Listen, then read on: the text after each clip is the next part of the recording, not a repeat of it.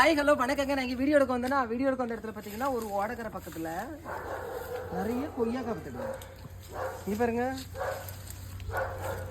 நல்லா விளைஞ்சிருக்கு. யாரும் பறிக்கல, நம்ம பறிப்போம். நல்லாவும் இருக்கு. அப்புறம் ஏன் பறிக்கல? இது அது ஒன்று பெருசு பார்க்க முன்னாடி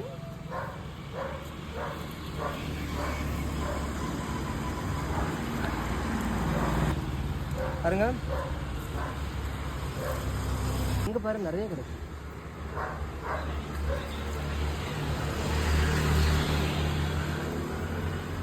பாத்தியா, இதுக்கு உள்ள பெருசு பெருசா கிடைக்கும்.